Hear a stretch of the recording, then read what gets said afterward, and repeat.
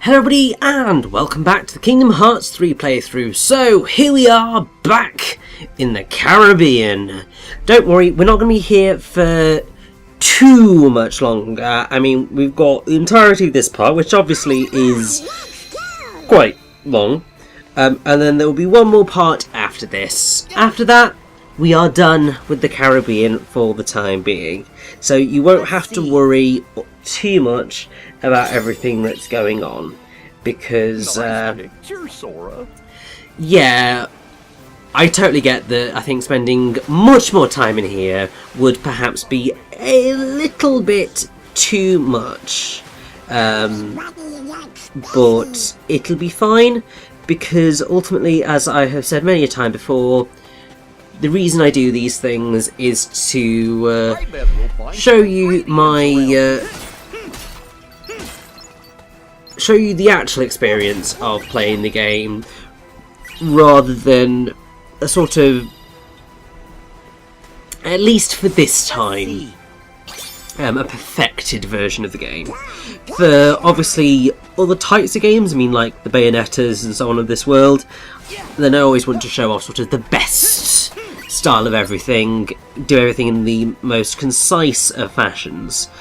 But I think for this one, it was very much a case of, it's my first playthrough of Kingdom Hearts 3, and it's my last playthrough ever, so I just wanted to have fun and relax, I suppose, as I went through these things. As little editing as possible was basically my motto. Which is maybe not, you know, the most ideal of ways to go about these things, but equally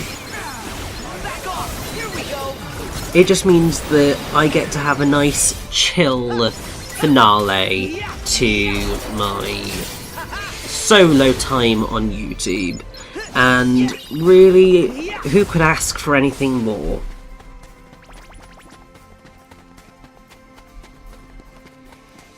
And now I'm trying to remember what musical that's from.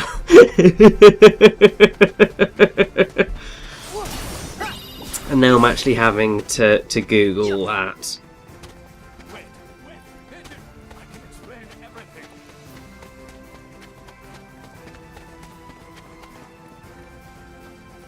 Ah, okay. It's from various things. It's a Gershwin song. So I'm probably most likely thinking of Crazy for You, which is a musical that I've seen which includes that song. But it has been in various other things.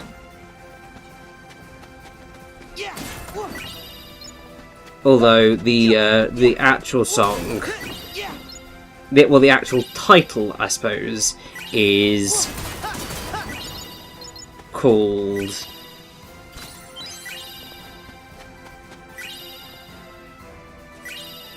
I Got Rhythm.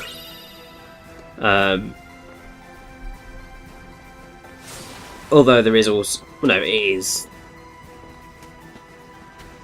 that, so yes, which is nice, makes me happy. Also makes me realise that I do know more songs than sometimes I think I do. I mean, I know a lot of songs, but sometimes you just sort of end up forgetting how many you do actually know. And then a song plays and you're just like, oh my god, it's been forever since I've heard this one. I mean, that happens a lot. I mean, I was watching an episode of Pointless, which is a TV series, like quiz show type thing here in the UK, which is delightful. The whole idea is that you've got to get the lowest answer on the board. Like 100 people have kind of provided answers and stuff, and they give you a list, and it's just like, can you find the answer that got the lowest number of people saying it? Delightful quiz show. Definitely one that's enjoyable to watch. And the other day, one of the questions had, it was kind of a bunch of songs with names in the title, and one of them was Gene Kelly by Mika, and I was just like, oh my god, it's been forever since I've heard that song, because I really liked Mika back in the day. Really liked some of the songs on that album. So it was just like, it was really delightful to return to that and just go, oh my god, I know that one. It's just like I could be brown, I could be blue, I could be violet sky, I could be purple, I could be purple, I could be anything you like. Gotta be mean, gotta be green, gotta be anything more. How'd you like me, how'd you like me? Walk out the door. I know that I didn't include the lines Grace Kelly, but that is what's in that song. So yeah, it was a nice little surprise. I mean, it's the same thing with whenever you come up against songs from films, where sometimes you just like, someone mentioned the name of a song, you're just like, no, don't know that. And then they start playing it and you're just like, oh my god, no, I do know this. I mean, a prime example, I would say, is the song which is called What Are You Gonna Do When You're Not Saving the World from Man of Steel. Most people would kind of listen to that and go, I'm sorry, like they'd hear that and go, I'm sorry, who, what now? And it's like, that's the name of the song. And the reason that people get confused by that is, well, actually, they do know that song, because that song is the main theme for Man of Steel. And it's a great song, I love it. But it's one of those instances of, you actually know a song even if you don't know the name of it. For example, I'm pretty sure that most people would recognise Pachelbel's Canon, a couple of songs by Beethoven, they'd probably recognise a couple of songs by Chopin, all sorts of sort of classical composers, like Dance of the Sugar Plum Fairies, etc, etc, etc. And yet they just don't know the names of them. Also, of course, there's a hidden area behind the waterfall. What sort of crazy video game would this be if there was not treasure hidden behind the waterfall? I mean, it would just be despicable, would it not? Now, I do believe that the game wants you to take a picture of that waterfall for a Moogle photo challenge thing that you can do. So definitely do make sure you do that, but I don't know whether it has unlocked yet or not. I'd have to double check.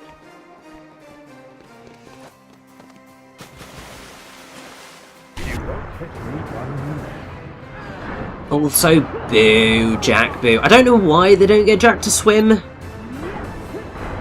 I mean, at least they sort of have him go, yeah mate, it's not happening. And I suppose it makes sense in the sense of, he can't breathe underwater for infinite length of time, whereas we've got the joys of magic, which is what helps us do that. Although I don't know why nobody questions our ability to breathe underwater, because that's very much a thing that is not normal, and would definitely arouse suspicion. But then again, I suppose, in a world where Davy Jones is a thing that existed, it kind of makes sense to not question people being able to breathe underwater for ludicrous amounts of time.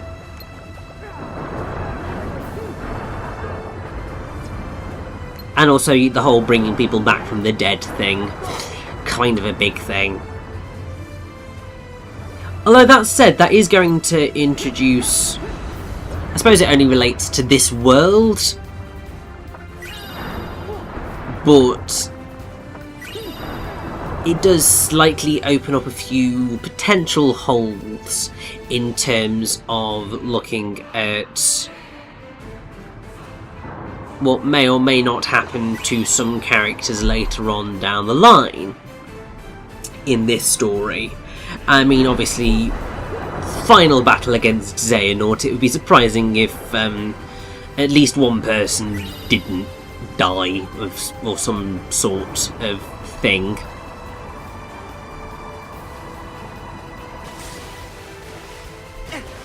But yes, also I really want to glide. The game's not allowing me to do it yet because I haven't unlocked glide. I'll be very happy when that finally arrives.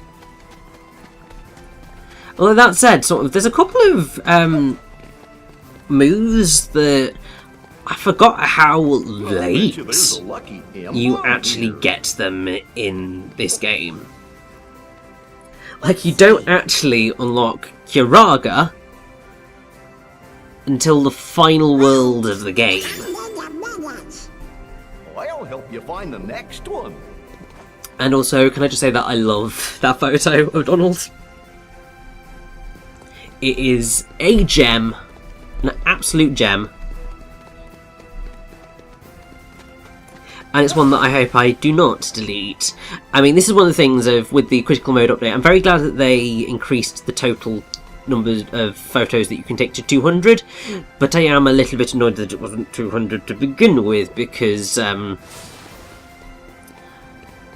are a couple of fun photos that I took, but I had to delete them because I needed space for other photos, and that was a bit of a pain. Also, that's a lucky emblem if ever I've seen one. I was very lucky to actually spot that one. Got it. Because I was not actually on the lookout for it, and it was just like, oh, lucky emblem.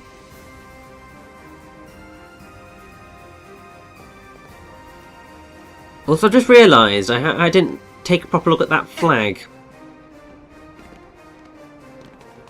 I wonder if they actually did get the Union Cross or the Union Jack actually correct, because it's something that a lot of people don't actually know how to do properly.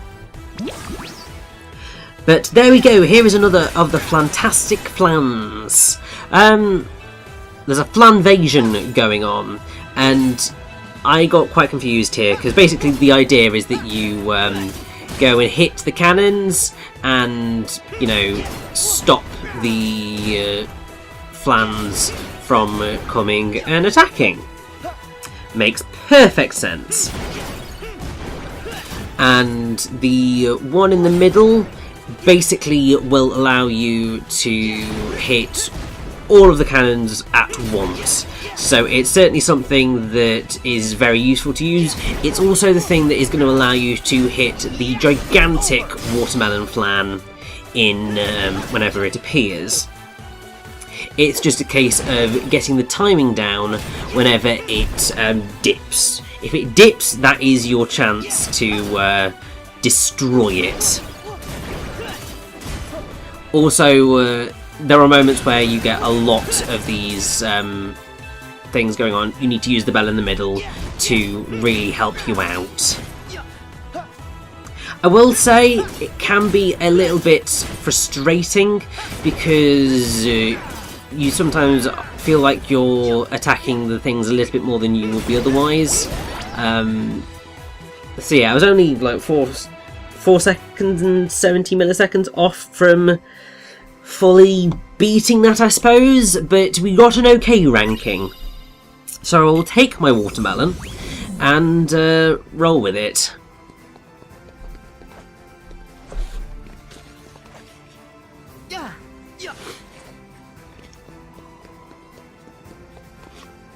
Obviously, we will be back in order to do a much better job at that, because I want my perfects on these things. I want to complete the Fantastic Flans glorious mission, and that Union Jack definitely did not look correct to me. Maybe I was just having a slide glance at it, and maybe something hadn't popped in properly, but Oh no, that looked like a slightly fake Union Jack. But hey, I think we've got a grand total of 1, 2, 3, 4, maybe 6 islands left to explore. I believe that we are going to get to most of them today. It's just that there will be a few bits and pieces missing from our collection total by the end of this. Largely just because it can be very, very, very easy to miss items and lucky emblems as you explore it, because as you can see, it's a big area. But at least once you've been to an island, you can effectively quick jump to that island or any of the other islands that you visited. So that can be a really helpful tool for much more quickly exploring the sea.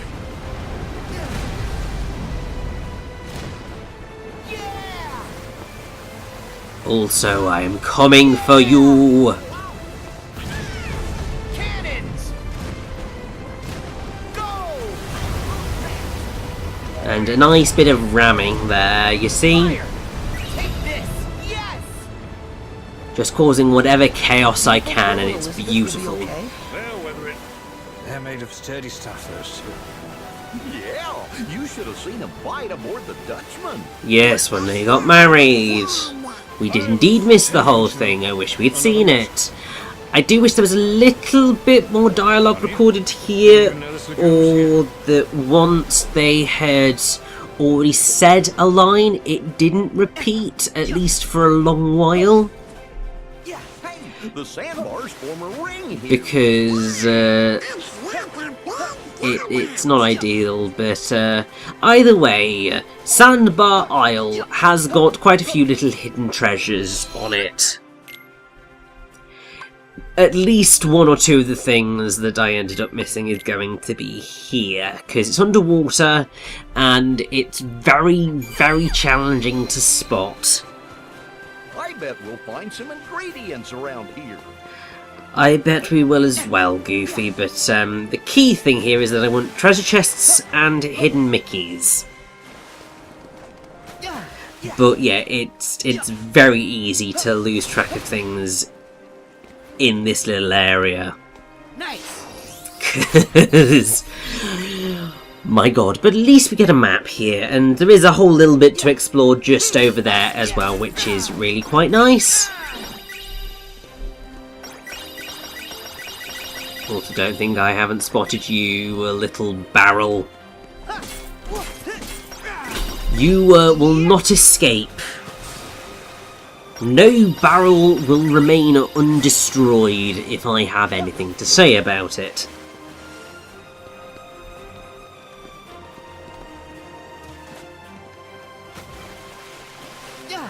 So yes, what I was getting confused about, so I was using a guide here, and it was trying to be helpful, I suppose, in its directions.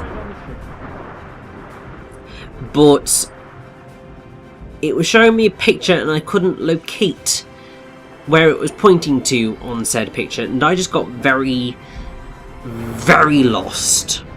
I mean, it's not the worst thing in the world, because it's more heartless to defeat, which means more levels, which means that I stand a better chance at winning at everything. But it does just mean that we end up spending longer at everything. Also, can I just say that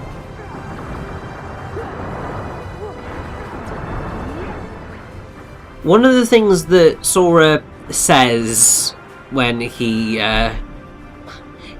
finishes a combo sounds very terrifyingly close to a bit of a swear word. Now, I don't believe... Well, he doesn't say the swear word, because of course he does not, because Sora would not swear. He's too much of an innocent child for that. However, I do believe, I don't know if it says flock off or something of that ilk. I mean, obviously you've got like the Bayonettas and the Dantes of this world who are saying flock off as a euphemism for the other word. But it does sound very much like someone is saying it, and or saying the other word, and it's not a great sound.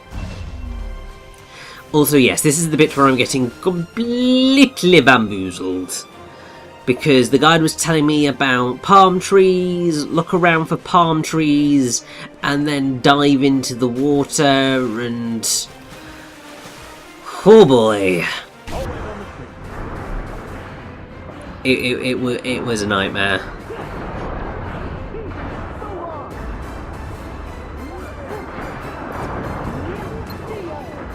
So yeah, so we've had so long, we've had Sia. Let's go for the other one, Sora. Not the fire. So that's the so long again. Like, come on. Maybe I was just hearing things.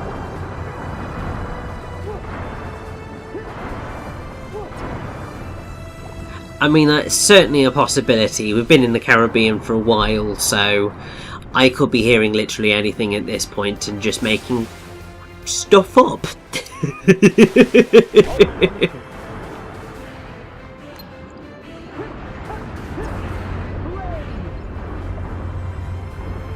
But yeah, there is a lot of hidden stuff here. It's just, if you don't know exactly where you're looking, it is just slightly that much of a challenge to locate, because you can't actually see it under the water.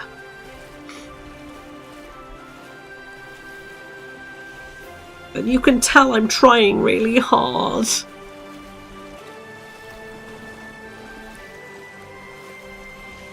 Because I believe it's on one of the green shelves, potentially. Or on the ground, but just... Nope. I mean, I might have just spotted it then. But, like... there was no way in hell that I was actually managing to fully locate it. Because, I mean, it is around here.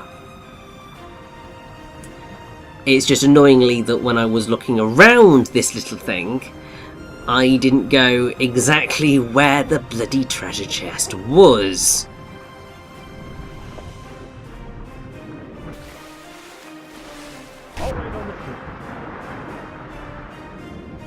I just sort of skirted around its actual location.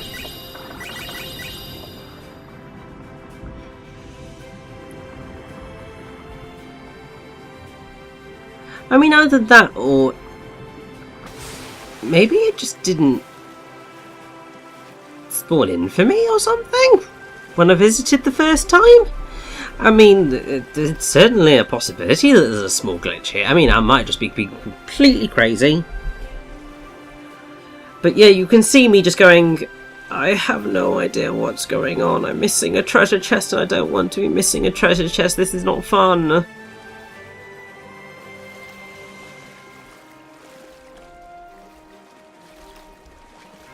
I suppose this is probably one of those moments where something in the vein of a treasure chest tracker would have been quite a helpful item, because obviously that would mean that you would be able to just sort of turn it on and it could just go beep beep beep beep beep beep as soon as you got close to a treasure chest. I mean, also, even if they couldn't do that, it would be very helpful for Sora, well, for Donald and Goofy to go, I think I see a treasure chest. It's like, guys, you could have done that for me. Maybe I'm being overly lazy on that front. but I think that would have resolved some of my frustration here. Purely because I think where a lot of my frustration with this particular treasure chest lay is that the treasure chests end up blending into the world remarkably well, more so than I would say any of the other treasure chests do.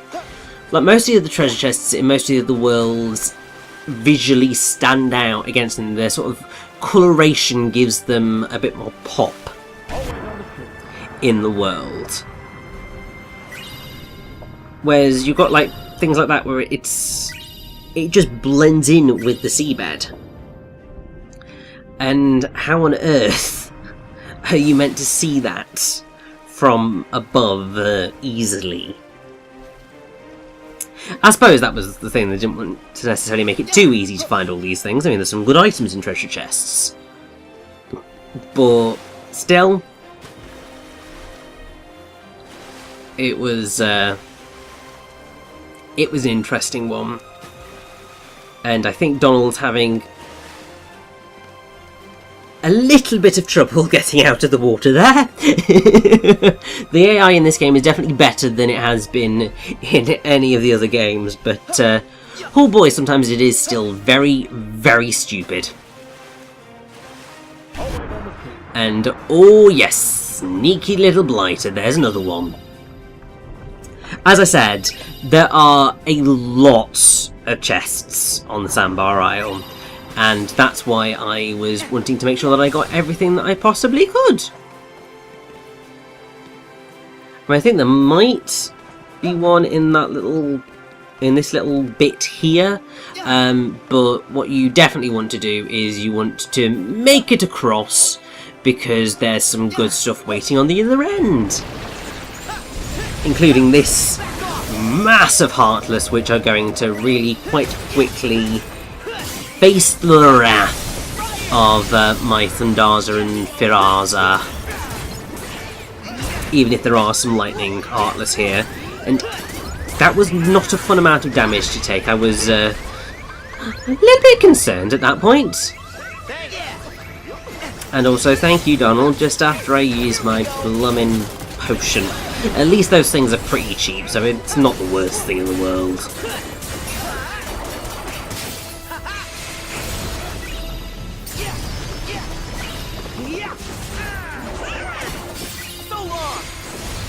So yeah, there's actually a few various bits to explore on this bit. I'd say the Sandbar Isle is probably one of the bigger islands to explore. I mean, you've got this one, you've got the Huddle Isles, which is, I believe, where we started.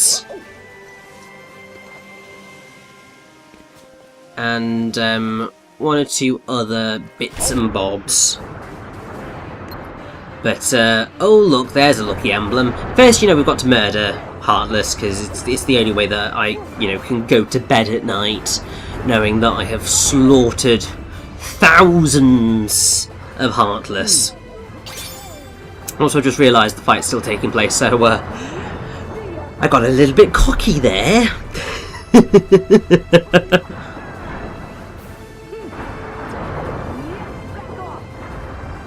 Oh, that's what he said. Back off.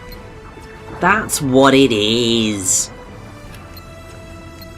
So, I mean, it's not a million miles away from what I was thinking. It does end with a cut off. So, yeah. Also, I'm pretty sure that is looked more like a lobster to me than a crab. But, okay, I will believe you that is the case. Also, oh my god, look at how many treasure chests there are in here. Like, you may look at the whole, oh my god, there's 40 treasure chests in this whole area and freak the hell out. Because, I mean, that's a lot of treasure chests. And, oh look, we're at level 7, we're nearly there. 2 more levels to go and we'll be done. But they do have a good few of these treasure pockets, shall I say. And that is another hidden Mickey, if ever I've seen one. So you do pick up quite a lot of treasure chests in one fell swoop in the Caribbean, which is quite nice. And what's really nice about this one actually is that there's a lot of Keyblade upgrading items here. So we've had a lot of adamantites, quite a lot of electrums, etc. I mean, how are we doing now? 193. Oh, I've got 9 to go.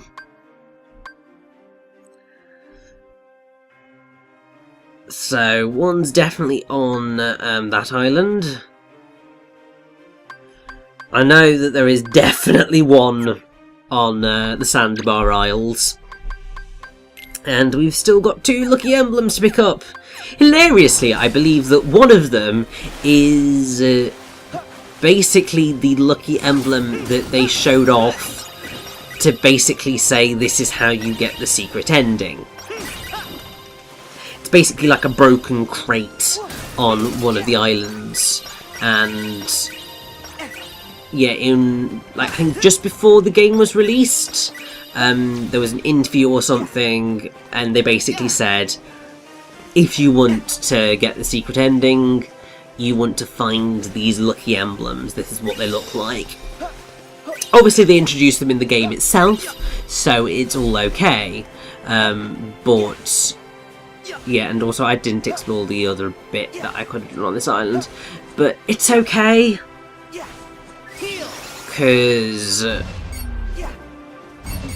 I know where some of the other bits and pieces are, so we're gonna go pick them up, and I will return to the Sandbar Isles when I have finished on that front. But in the meantime, there are obviously a couple more areas. Although, oh no, I've realised that there was a whole bit that I didn't explore. At the very least. It's that I wanted to save. Because I was just like, nope, I have spent ages searching. Try and create, I suppose, a nice save point for anything. I don't know whether part of my logic was maybe try and create a nice, easy kind of restore point of some description, or just that I hadn't saved in a while. It could be literally anything at this point.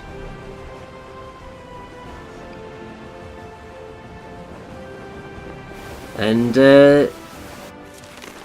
yeah, just full steam ahead, I think, to that island there. I can't remember what's on this one. But oh boy, this one is a toughie of a fight. It's one of those instances of they have a lot of health, but when you've got things like this wonderful move, you can obliterate your opponents, and they really do not stand much of a chance, but you really do need to just be lucky in having them remain when you go into a fight. A bit much, eh?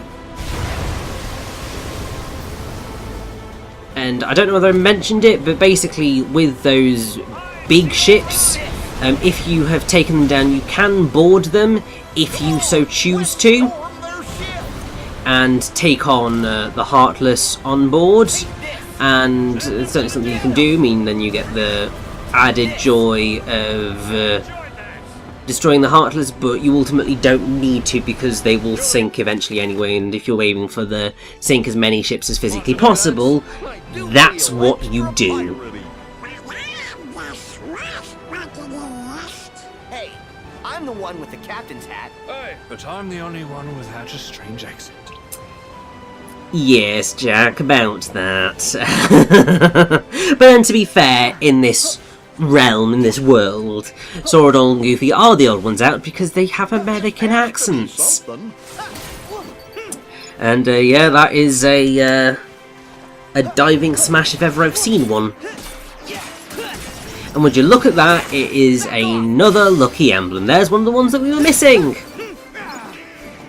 Which means then that we do only have one more, which I do believe is that very lucky emblem that I mentioned. So it's all going to work out in the end, which I'm quite happy with. I bet you there's a lucky emblem here. Oh no, Goofy, I really don't think so. I mean, like, do not be silly. I mean, that thing over there, just clearly it is not a lucky emblem. It's just some random thing that may or may not look slightly like the king, but really clearly is not.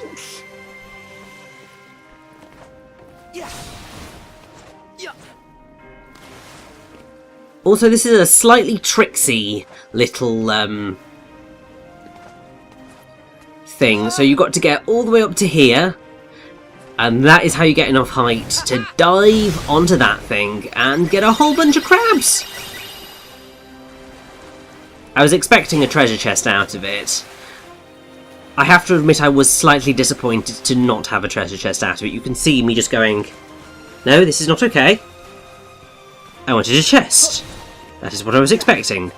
Why did you not give it to me? But with that said, I do believe that there is a chest if we just dive under here, or somewhere around here. Oh no, there's one there, which definitely want to pick up. I think there's also one hidden under that little hidey hole that I just sort of swam past.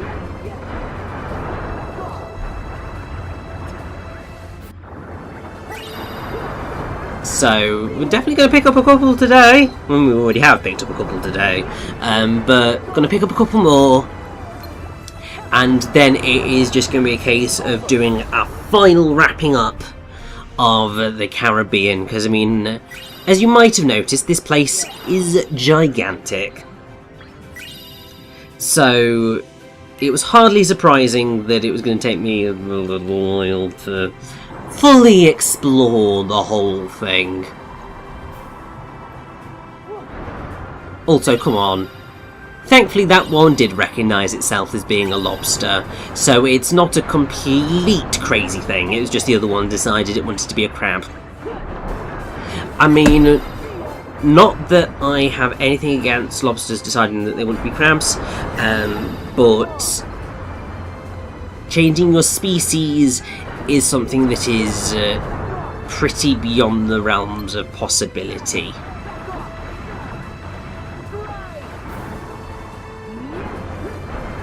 And, well, changing your species to another species that exists is an impossibility. If you sort of merged with something, you'd be a brand new species, because that's the way it works.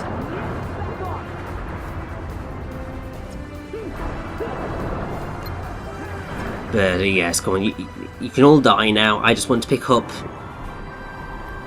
whatever is hidden away in this little hidey hole, which is a bunch more crabs.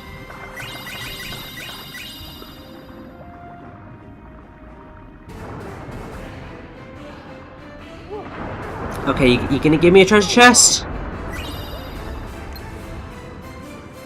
Treasure chests would be lovely right about now. I mean, I'll take crabs as well, but treasure chests would definitely be preferable.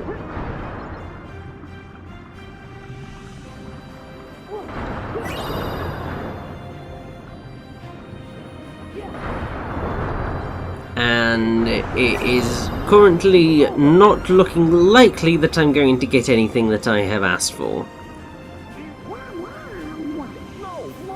There's a way out. Okay, good. I did get a treasure chest. Oh, I got 2 treasure chests. Okay, it was worth it in the end. I was concerned for a minute there. I thought the game was just going to sort of screw me over, make me do all that work and give me nothing. But thankfully it does not. So, it is all good. And with that, I do believe Prepare to set sail. that we do only have a few things left to pick up. Just need to double check, you know, what is left. So I believe it should be one lucky emblem. Oh god, it's still 6 treasure chests.